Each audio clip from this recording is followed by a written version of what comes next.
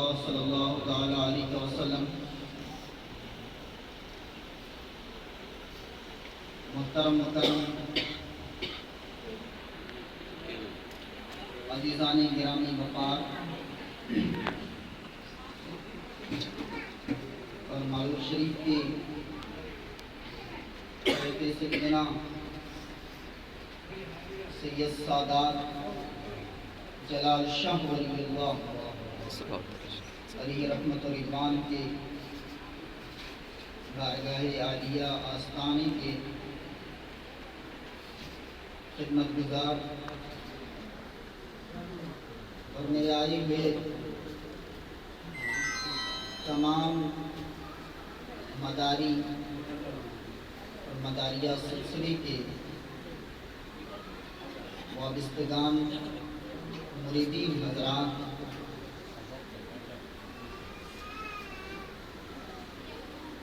آج کا یہ موسم سما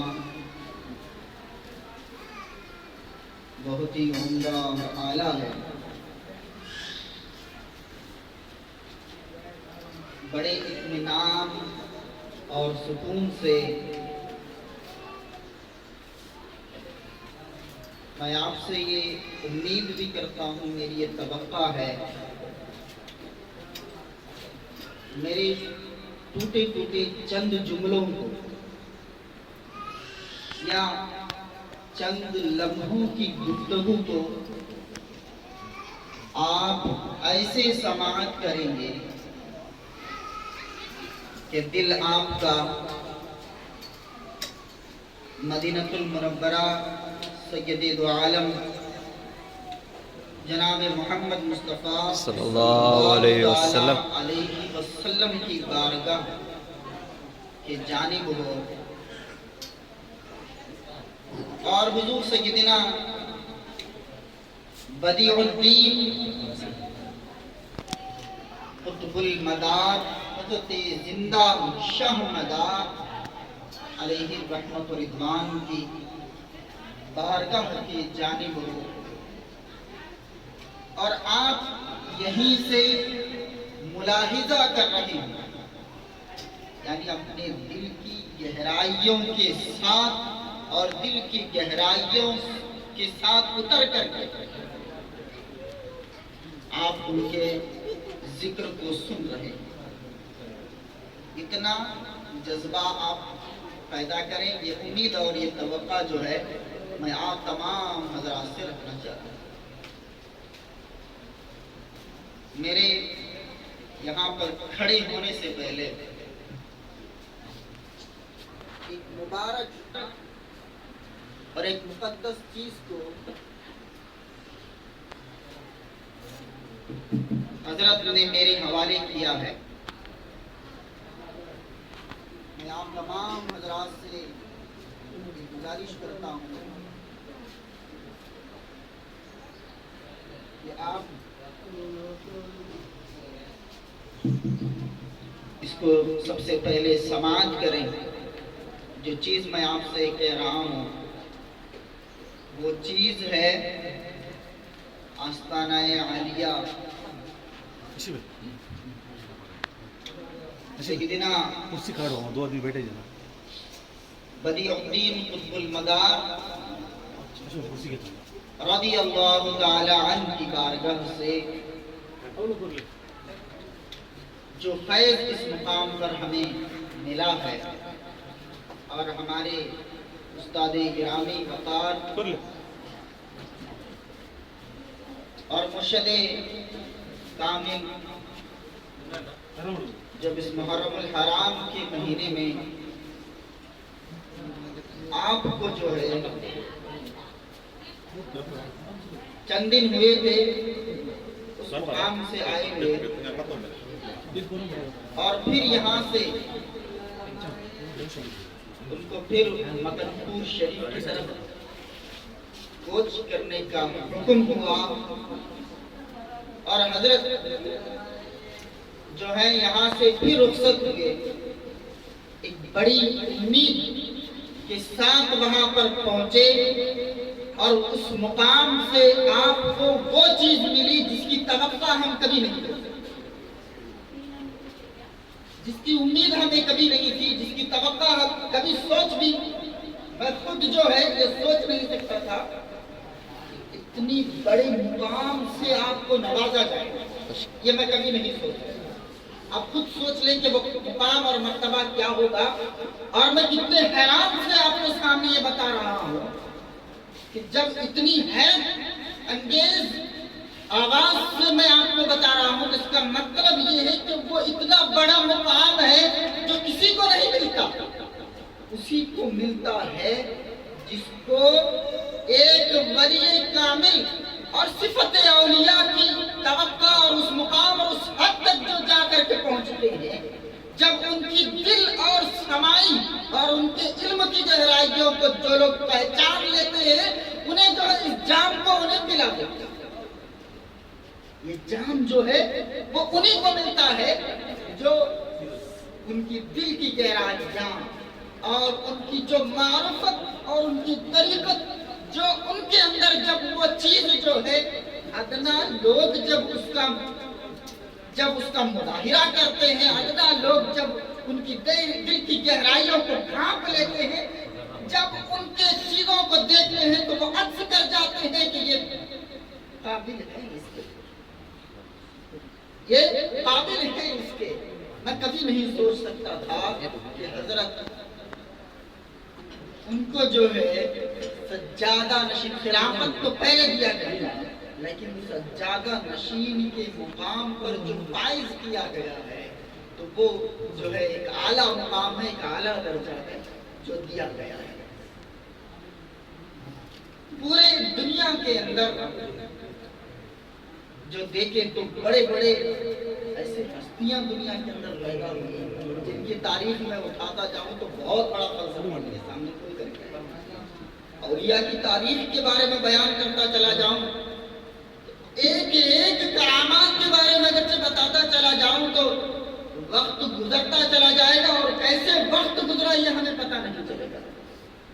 اتنے بڑے مقام اور اتنے بڑے کرامات میں اولیاء اللہ ہے، اور میں جو ہے حضرت کو جو مقام اور مرتبہ ملا ہے تو میں یہ کہہ سکتا ہوں کہ ابھی میں نے یہ ذکر بھی سنا کہ جو شافعی مسلک یہ ہمارے مسلک میں سے ایک مسلک کیا ہے؟ شافعی مسلک شافعی، یہ مسلک ہمارے 4 اماموں سے ایک امام تھے حضرت امام شافعی علیہ رحمۃ اللہ، بہت بڑے ولی، بہت بڑے امام گزرے ہیں۔ ان کی تاریخ کو اگر پڑھتا چلا جاؤں تو بہت لمبا سفر چلا جائے گا۔ ان کے سلسلے سے وابستہ ہمارے محمد حضرت ہیں،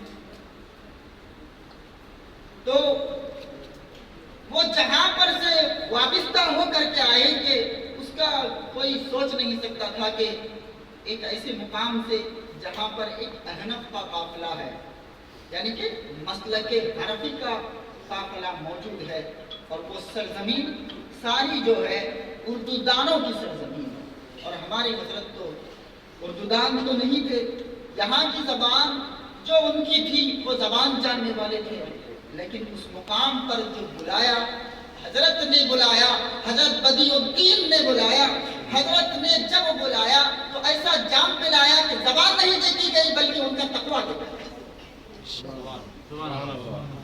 کیا دیکھا؟ ان کا تقویٰ دیکھا، تقوی کے معیار کو دیکھا، متقین کے اوصاف کو دیکھا۔ جب صف ان کی متقین کے ساتھ جڑ گئی تو انہیں وہ جام پلایا کہ کوئی سوچ نہیں سکتا تھا، ہے نا؟ کوئی سوچ نہیں سکتا تھا اتنے بڑے مقام اور مرتبے سے نوازے۔ مسلک شافعی میں جو ہے خلافت اور مریدین کا جو سلسلہ ہے وہ بہت دور دور تک چلا ہوا ہے۔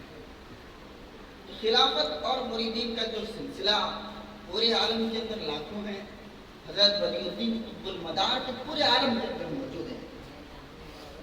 مجھے تعجب ہوا یہ سن کر کے کہ پوری دنیا کے اندر جو ہے ہمارے شافعی مسلک میں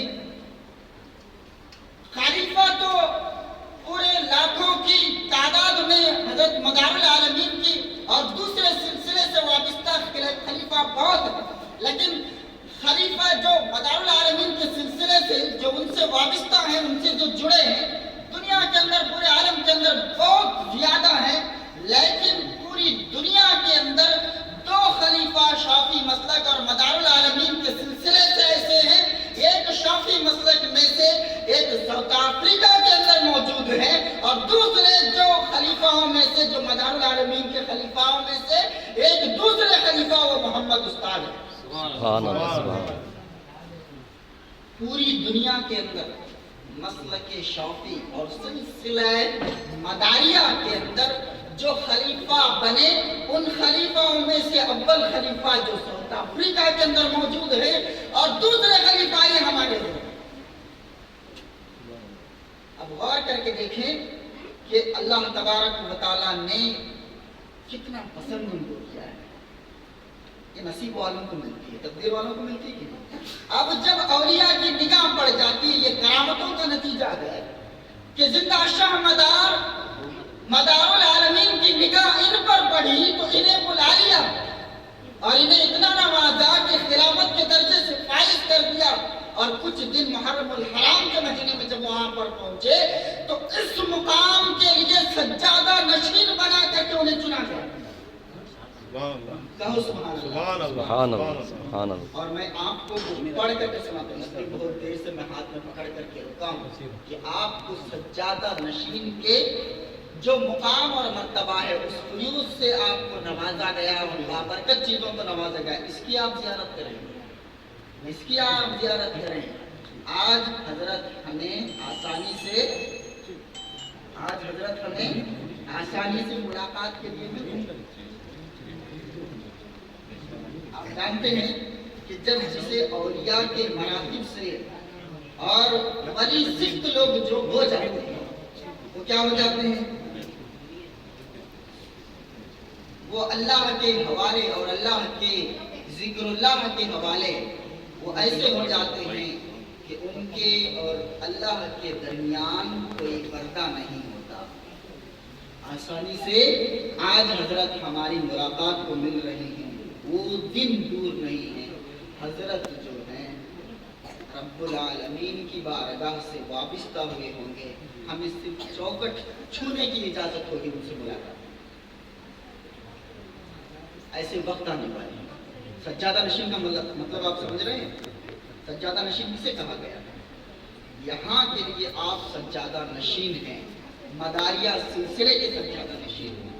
میں یہ سمجھتا ہوں کہ پورے علاقے کو آپ ڈھونڈ کر کے نکالیں تو سجادہ نشین یہاں پر مجھے کوئی نہیں دکھائی دیتا، کوئی نہیں دکھائی دیتا. سجادہ نشین حضرت محمد، ان کے علاوہ مجھے اور کوئی یہاں پر دوسرے نہیں دکھائی دیتے.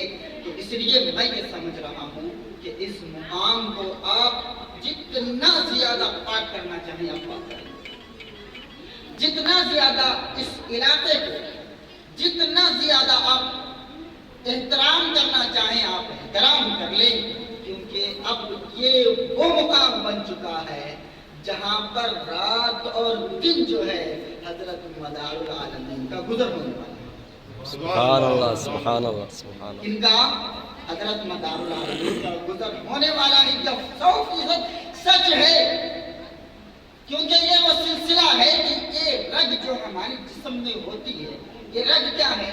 رگ ایک جگہ نہیں ہے. اب جہاں سے نکلتی ہے وہ دل سے، وہ دل ایک کیا ہے؟ ایک ایسا مقام ہے جو درمیان ہے. پورے جسم کا قبلہ ہمارا دل ہے.